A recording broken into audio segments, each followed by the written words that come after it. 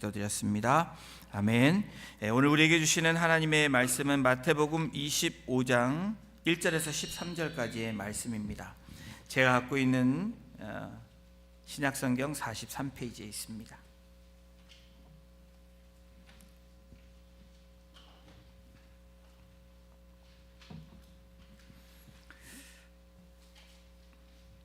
찾으신 줄로 알고 1절부터 13절까지 한 절씩 교독으로 봉독하고 마지막 13절은 합독하도록 하겠습니다.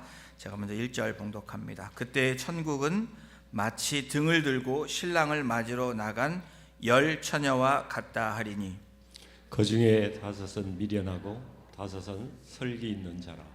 미련한 자들은 등을 가지되 기름을 가지지 아니하고 설기 있는 자들은 그릇에 기름을 담아 등과 함께 가져갔더니 신랑이 더디옴으로 다 졸며 잘세. 밤중에 소리가 나되 보라 신랑이로다 맞으러 나오라 하매 이에 그 처녀들이 다 일어나 등을 준비할세. 미련한 자들이 설기 있는 자들에게 이르되 우리 등불이 꺼져가니 너희 기름을 좀 나눠달라 하거늘 슬기 있는 자들이 대답하여 이르되 우리와 너희가 쓰기에 다 부족할까 하노니 차라리 파는 자들에게 가서 너희 쓸 것을 사라 하니 그들이 사러 간 사이에 신랑이 오므로 준비하였던 자들은 함께 혼인잔치에 들어가고 문은 닫힌지라. 그 후에 남은 처녀들이 와서 이르되 주여 주여 우리에게 열어주소서.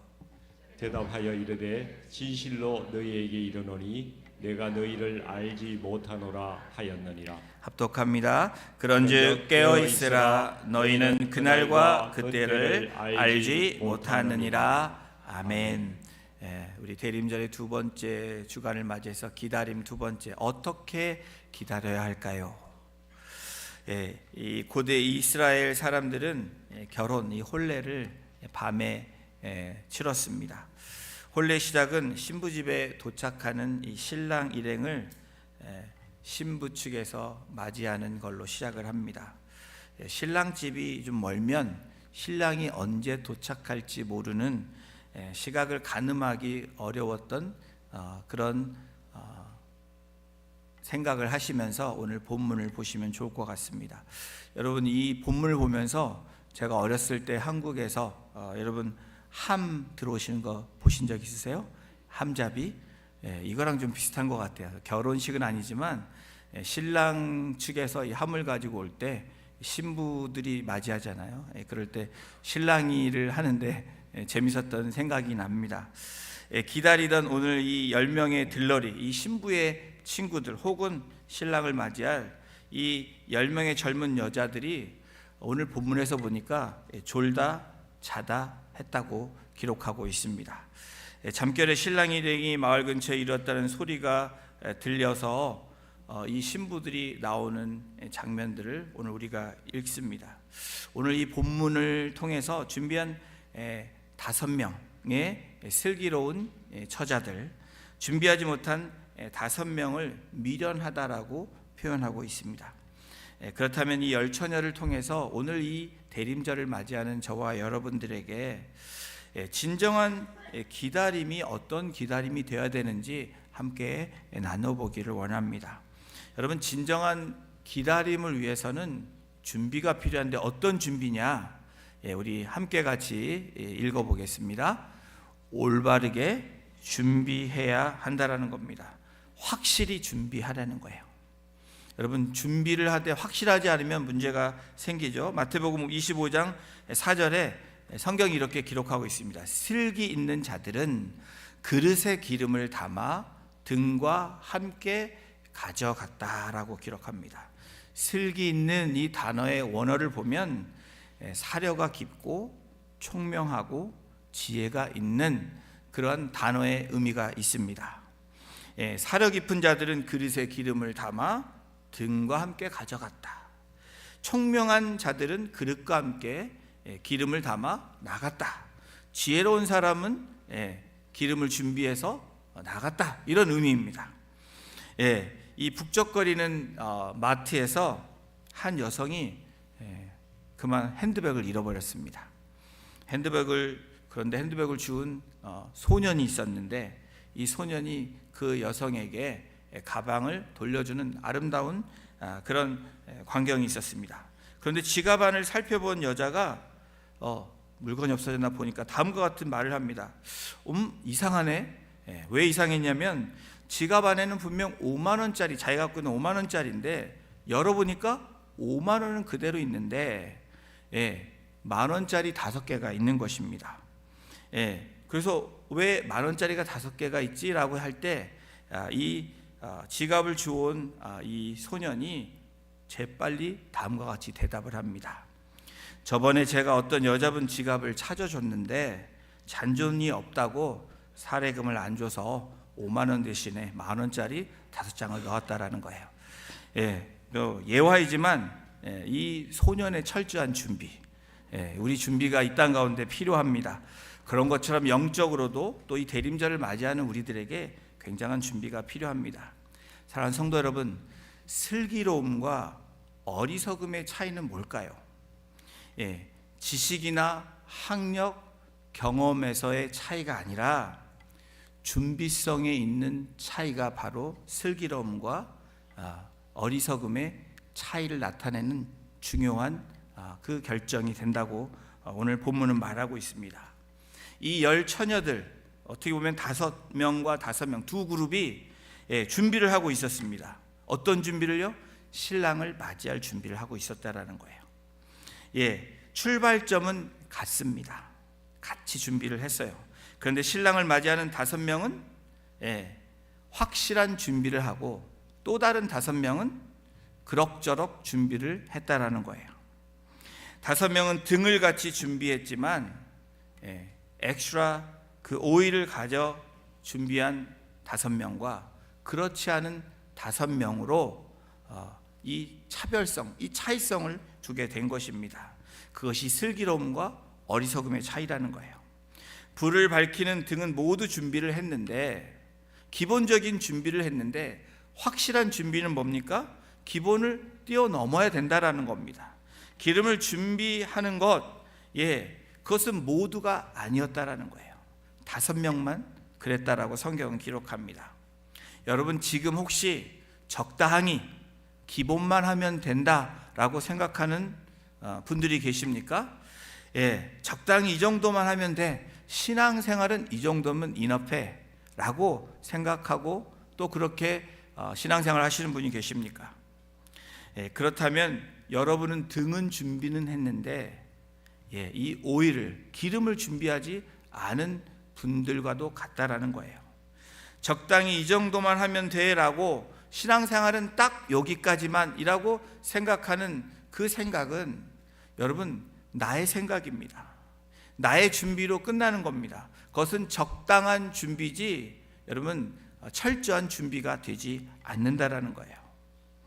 오늘 7절에서도 등을 준비할세라는 이 7절의 본문 25장 7절에 나옵니다.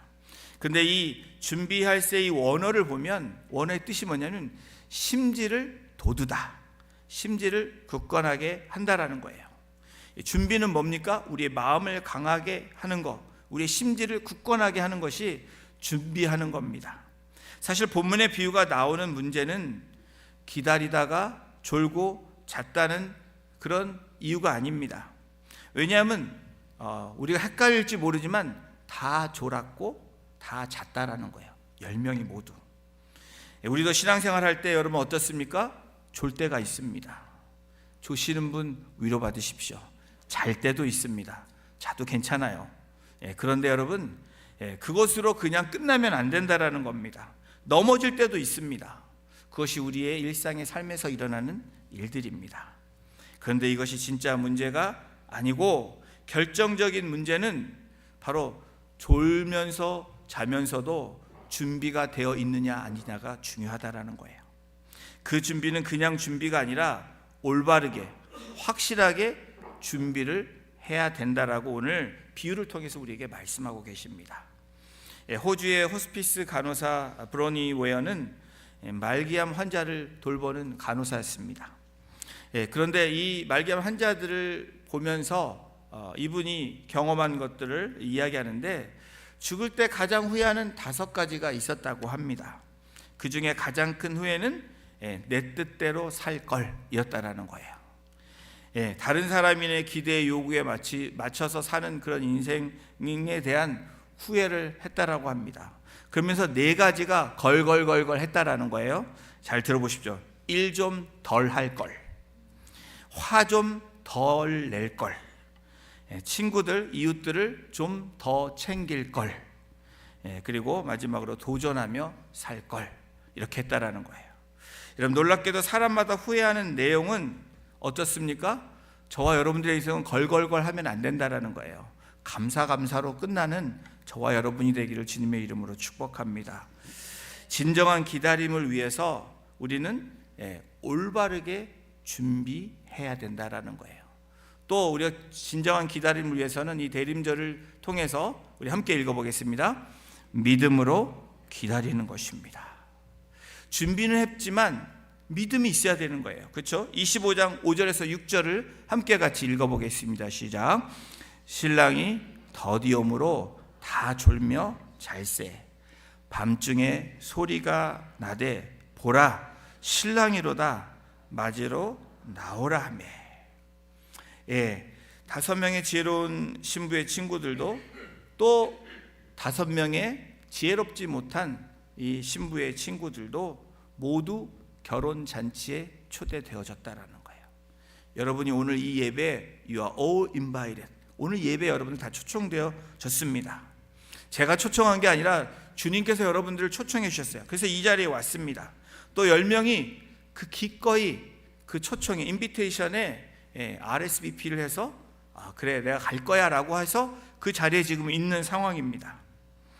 그런데 안타깝게 너무 오래 걸려서 신랑이 언제 오는지 알지 못해서 잠깐 졸기 시작합니다. 그러다가 몸이 육신이 너무 피곤해서 어떻게 해요? 잠을 잡니다. 당연한 거예요. 여러분, 육신의 피곤함은 우리 주님도 경험했던 그러한 모습임을 우리가 성경에서 알 수 있습니다. 외적으로 나타나는 이 현상, 모든 사람들에게 다 같이 적용되고 있다라는 거예요. 이 10명의 이 여인들에게 어떻게 해요? 졸며 잤다라고 성경은 기록합니다. 외적인 현상, 그때 잠자던 10명의 이 처자들에게 소리가 들립니다. 25장 6절의 후반부 보면 보라, 신랑이로다, 신랑이 온다라는 누군가의 소리를 들은 거예요. 여러분, 우리에게 때라는 것이 중요합니다.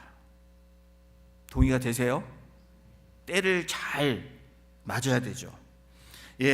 신앙생활을 잘하는 것에는 때를 잘 분별하는 것이 포함되어 있다라는 거예요.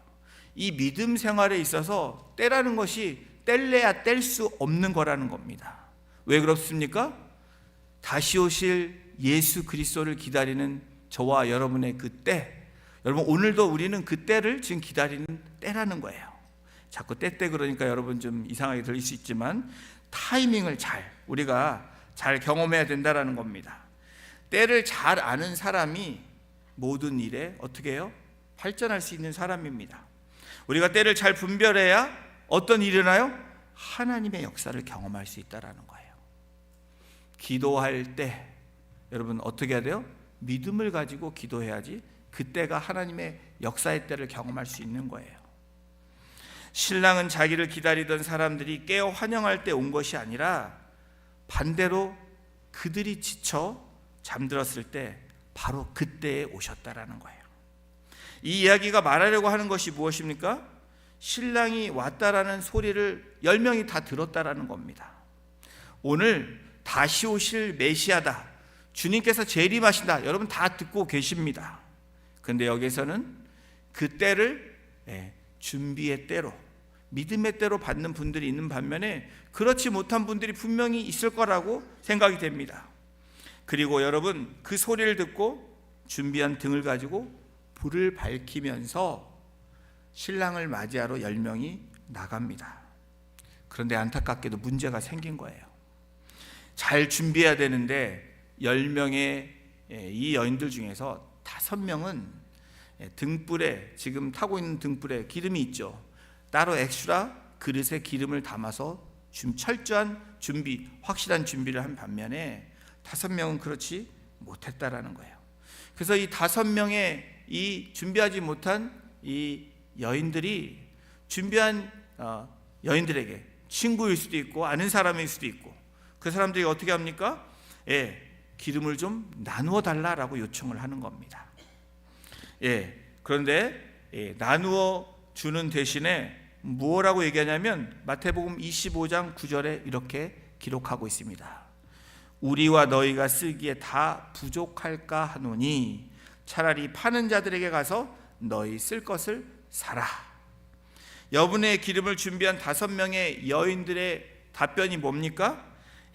기름을 나누어 줄 수 없다라고 냉정하게 답변을 하고 있습니다. 아니, 세상에 이럴 수가 있어? 너와 내가 아는 사이인데, 이런 마음도 가질 수 있죠. 여러분, 기름이 있다면, 여러분 엑스트라가 뭔가가 있다면 여러분들 어떻게 해야 됩니까? 나눠줘야죠. 잘 아십니다. 잘 나눠주셔야 됩니다. 그런데 일반적으로 나누어줘야 되는데 지금 오늘 본문은 특별한 경우라는 거예요. 여러분, 특별한 경우에 나누어줄 수 없는, 우리의 삶에 나누어줄 수 없는 부분이 분명히 있다라는 거예요. 어쩌면 냉정하게 보일지 모르지만 이것이 트루스라는 거, 이게 진리라는 겁니다. 그런데 놀라운 것은 이렇게 나누어지지 않는 5명의 이 처자들에게 오늘 본문은 슬기롭다라고 이야기합니다. 책망 대신에 주님께서 슬기로운 여자라고 묘사하고 있다라는 사실이에요. 그리고 혼인잔치에 그 여인들만 들어갔다라고 성경은 이 비유를 통해서 우리에게 말씀합니다. 우리에게 가르쳐 주시고 교훈하시는 게 무엇입니까? 여러분, 바로 구원의 때, 구원은 여러분 나누어 줄 수 있는 게 아니라는 거예요. 우리 가족이 다 가야지, 가면 너무 좋죠. 주님은 그걸 바라십니다. 하나님은 그걸 기대하십니다. 그래서 기회도 주시고 시간을 주십니다. 그런데 안타깝게 그 시간은 unlimited time이 아니라 limited time이라는 거예요. 우리의 인생에 이 땅 가운데 삶이 제한되어 있는 것처럼 여러분, 이 구원의 시간도 우리의 삶을 살아가면서 forever이 아니라 리밋되어졌다는 것을 오늘 이 비유를 통해서 우리에게 말씀해 주고 계시는 거예요. 정하신 때가 되면 신랑이 도착하고, 신랑이 도착해서 그 문을 들어가면 어떻게 돼요?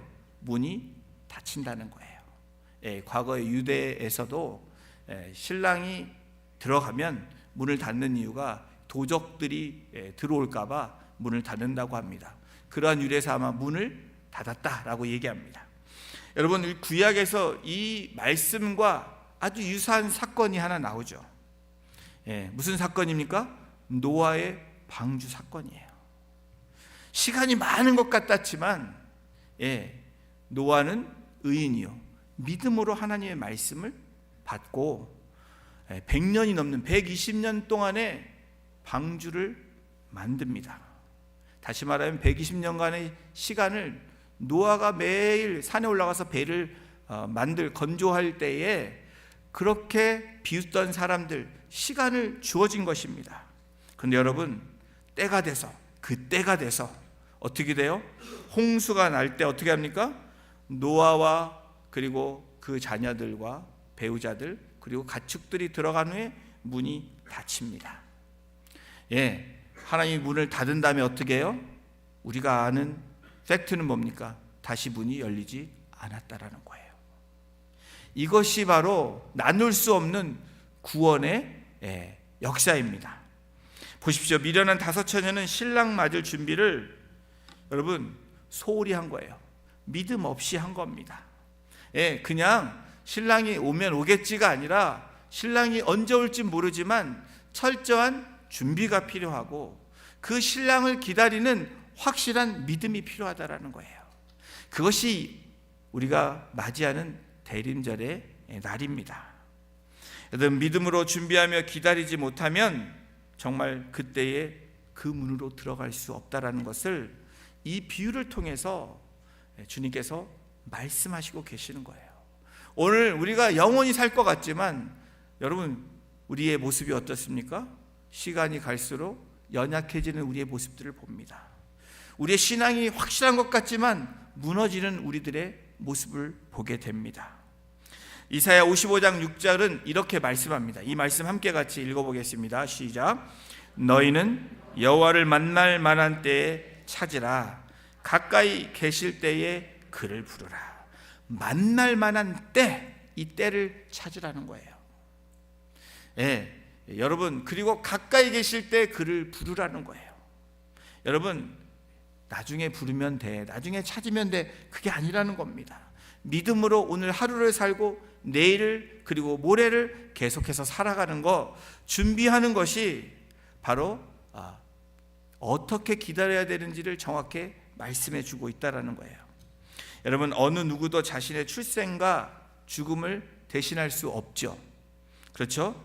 마찬가지로 그 영원한 삶도, 여러분, 그 영생도 믿음과 구원 역시 아무도 대신할 수 없다라는 것을 오늘 이 비유를 통해서 우리에게 말씀하고 있는 겁니다. 여러분, 진정한 기다림을 위해서 올바르고 확실한 그 준비가 필요합니다. 그리고 믿음으로 기다리는 것입니다. 그리고 세 번째 중요한 것이 있습니다. 우리 함께 읽어보겠습니다. 깨어 있어야 합니다. 자, 오늘 13절 마지막 절을 함께 같이 다시 한번 읽어보겠습니다. 시작. 그런즉 깨어 있으라. 너희는 그날과 그때를 알지 못하느니라. 정말 중요한 기다림에는 깨어 있어야 된다라는 거예요. 여러분, 그렇지 않습니까? 나에게 중요한 기다림이 있고 약속이 있다면 여러분, 그 중요한 것을 그냥 대강대강 기다리실 겁니까? 안 그럴 거예요. 아주 특별한 사람을 만나는 기다림이 있다고 생각해 보십시오. 여러분, 그냥 옷도 대강대강하고 대강대강 나오십니까? 그렇지 않죠. 제일 좋은 옷으로 VVIP라면 거기에 맞게 그분을 기다릴 겁니다. 여러분, 마찬가지죠. 우리의 왕이시고 이 모든 열방의 왕이 되신, 주권자가 되신 다시 오실 예수 그리스도를 기다리는 그 기다림은 깨어있는 기다림이 되어야 된다라는 거예요. 그런즉 깨어있으라. 오늘 본문에 나와 있는 말씀에도 성경은 종말에 관한 교훈이 있을 때마다 깨어있으라, awake하라는 거 말씀하고 있습니다. 자, 우리 마태복음, 마가복음, 누가복음에 나와 있는 이 깨어있으라, 이 말씀들을 함께 같이 이 세 구절을 연속해서 함께 읽어보겠습니다. 시작. 그러므로 깨어있으라. 어느 날에 너희 주가 임할는지 너희가 알지 못함이니라. 마가복음 13장 33절입니다. 주의하라, 깨어있으라. 그때가 언제인지 알지 못함이라. 누가복음 21장입니다. 이러므로 너희는 장차 올 이 모든 일을 능히 피하고 인자 앞에 서도록 항상 기도하며 깨어 있으라. 여러분, 그러므로 이러므로 결론은 어떻게 해야 돼요? 깨어 있으라는 거예요. 우리가 지금 이 시대가 깨어 있어야 될 시간입니다. 시대가 그렇고요, 시간이 그렇다라는 겁니다. 이 서울 총각과 강원도 처자가 결혼을 약속했습니다. 사랑하기로 해서 결혼을 약속했습니다.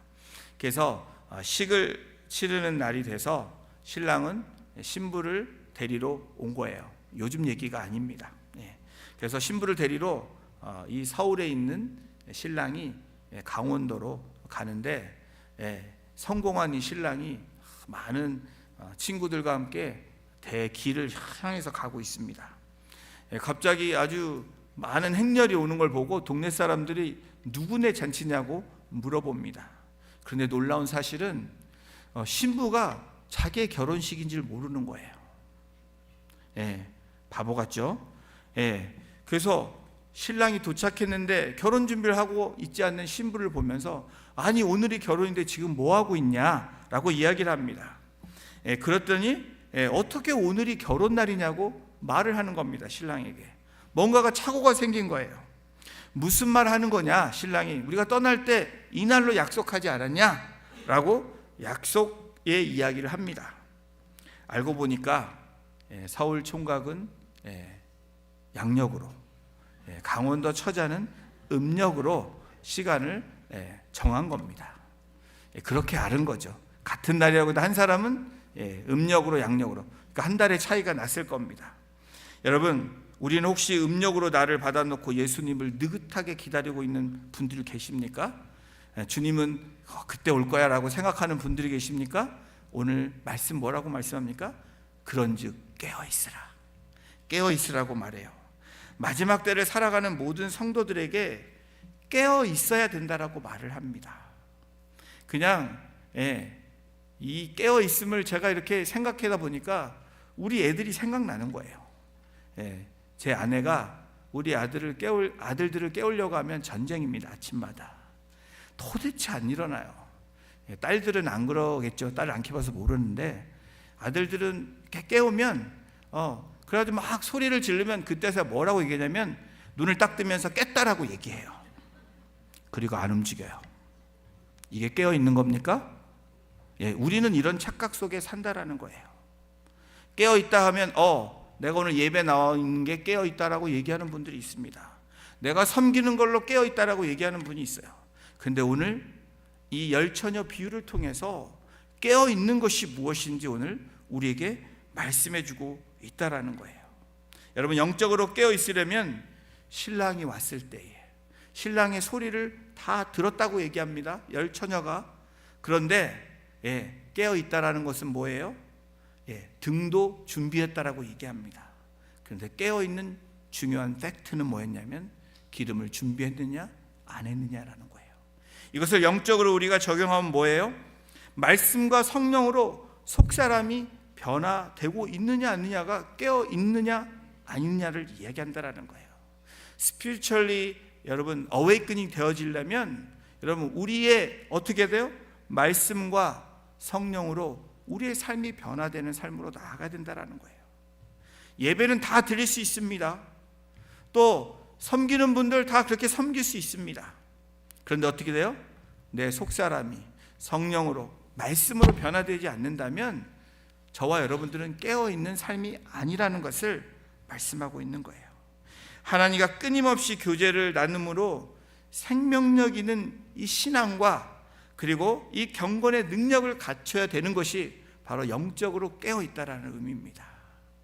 사랑하는 성도 여러분, 대림절을 맞이하는 저와 여러분들, 또 이 2024년에 또 하나의 성탄이 온다라고 생각하는 그 생각을 버리시고 주님이 언제는 올 거야 라는 생각을 버리시고 오늘 오실 거라는 마음으로 그리고 미래를 준비하며 믿음으로 나아가시는 영적으로 깨어있는 저와 여러분이 되시기를 주님의 이름으로 축원합니다. 로마서 13장 11절은 이렇게 말씀합니다. 이 말씀도 함께 같이 합독으로 선포하겠습니다. 시작. 또한 너희가 이 시기를 알거니와 자다가 깰 때가 벌써 되었으니 이는 이제 우리의 구원이 처음 믿을 때보다 가까웠습니다. 깰 때가 벌써 되었다. 깰 때가 되었습니다. 깰 때가 됐다는 건 뭐예요? 심판의 날이 온다는 거예요. 구원의 날이 온다는 거예요. 여러분, 오늘 말씀을 통해서 우리 자신들을 돌아보는 이 대림절이 되기를 주님의 이름으로 축복합니다. 나는 과연 영적으로 깨어있나? 영적으로 깨어있다는 게 뭐예요? 엑스트라 오일을 내가 준비하고 있나? 말씀과 성령으로 새롭게 되는 삶을 살아가고 있는지를 여러분 체크 앤 밸런스를 해보셔야 된다는 거예요. 그것이 대림절을 기다리는 저와 여러분이 되어야 되는 것입니다. 만일 그렇지 못하다면 아직도 지금도 우리에게 주어진 시간이 있습니다. 먼 훗날이 아니라 오늘 돌이키시는 우리 성도님들이 되시기를, 영적으로 다시 이 어웨이크 되어지시는 우리 한 분 한 분 되시기를 주님의 이름으로 축원합니다. 기도하시겠습니다. 하나님 감사합니다. 그러므로 깨어 있으라고 말씀하시는 그 주님의 음성이 그냥 내일로 포스폰하는 그러한 하나님의 부르심이 아니라는 것을 다시 한번 깨닫고, 그런즉 깨어 있으라고 말씀하시는 그 음성에 즉각적으로 반응하며 말씀과 성령으로 우리의 마음이 새롭게 되므로 주님을 기다리며 또 철저한 준비로 또 믿음으로 그리고 깨어있는 삶으로 나아가게 하심으로 이 대림절이 정말 주님을 기다리며 또 주님을 증거하는 또 우리의 소망이 오직 예수 그리스도시라는 것을 고백하며 나눌 수 있는 이번 12월이 되게 하시고 성탄을 맞이하는 우리 성도님들과 그 가정과 우리 공동체가 될 수 있도록 주님 인도하여 주시옵소서. 감사드리며 예수님의 이름으로 기도드렸습니다. 아멘. 우리 다 같이 일어나셔서 빛나고 높은 보좌와 우리 같이 찬양 드리겠습니다.